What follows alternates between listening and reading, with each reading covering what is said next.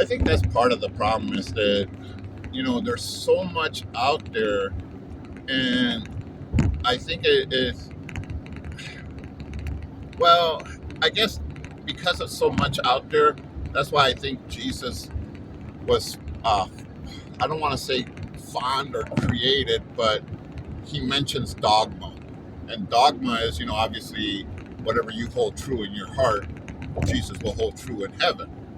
As long as it's good, yes. Yeah, and that's the thing. I think that I really believe that. And I believe, though, is that I think there are some people who try to convince themselves that what they're doing is righteous and good, and it's not, Right. You know how I handle it? How's that? I know I'm not good. I mean, I'm good, but I'm not good. And I'm not worthy of eternal salvation. None of us are, because the wages of sin is death. That's what we got to look forward to. Oh, I don't want to pay that debt.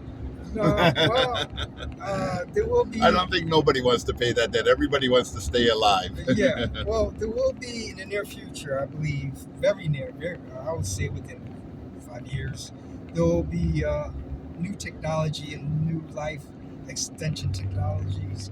Well, we're seeing that now. Yeah, we're seeing that now, but there will be cures for everything. Okay. Everything, cancer, autism, everything, Alzheimer's. Well, Alzheimer's is actually a created disease anyway, but there will be a cure for that. Parkinson's, everything. There's cures right now, but they're not being allowed to be. Well, I think that's the thing too, is when you're talking about Alzheimer's, is the fact that they've proven that a lot of that is from metal or exactly. Aluminum. Yeah. Aluminum and what else? Well, fluoride. Yeah. A lot of the aluminum, like people. What is it? It's not nylon. Teflon. Teflon plays another. Well, that's the everlasting chemical. Yeah, that does damage forever, ever in your body. Yeah, and people don't realize it's like you cook with Teflon and you're fine. Yeah. The problem is that instead of using a plastic spoon or a plastic whisk or something, some people actually use metal. And that metal starts scraping into the Teflon. That Teflon becomes broken pieces, right? And you consume it. Correct. Correct. And also like aluminum pots. Yeah. You use a metal spoon or something. You're scraping and putting marks on there. Well, you're allowing the aluminum when you cook to seep into your food by putting scratches in there.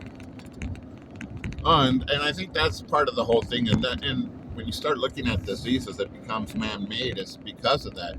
It's not like there's some guy sitting there and saying, I'm going to create this disease to destroy people. Well, there are some people. The scientists who are into military tactics, fine, I understand that. But you know what I mean in general. I don't think there's anybody that thinks that way. I think the intention is they build this thing thinking it's good, and then all of a sudden, shortly, they realize that it's not good, and now they can't back out because of all the money involved. Well, a lot of products they know that aren't good, but they don't care because of the money factor that they can make. Oh yeah, like TV dinners or stuff like that. That stuff is not good. It's out, and all the food or processed foods are very damaging to your health. It affects your diabetes, gives you diabetes, high blood pressure, cholesterol problems. So. I think we kind of lost track of what we were talking about and went into foods again. Well, we're talking about the chemicals. Yeah. And stuff in the food, but it's the chemicals in the foods too that are affecting us. Right. Well, that's the thing, and I think that's the concept is that it builds a lot of our who we are, and that's how we take the Bible.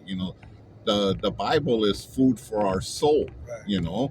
And if it's tainted, yes, you're being poisoned. Right. If the information is not right or correct, and it diverts you away from the truth, then now all of a sudden you're in this situation where instead of getting good food, you're getting bad food. Yeah, it's killing you. That will end if you don't change your diet. Will end to your death. Kind of reminds me of something I saw in this movie once, Malcolm X, and he's trying to tell. The Honorable Elijah Muhammad is trying to explain the things in life to Malcolm X, and Malcolm's response is that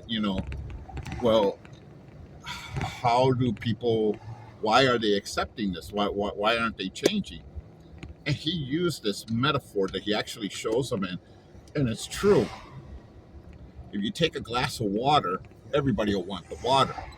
But if you're thirsty and the water's tainted with ink, and you offer nothing else, your thirst is going to force you to take that.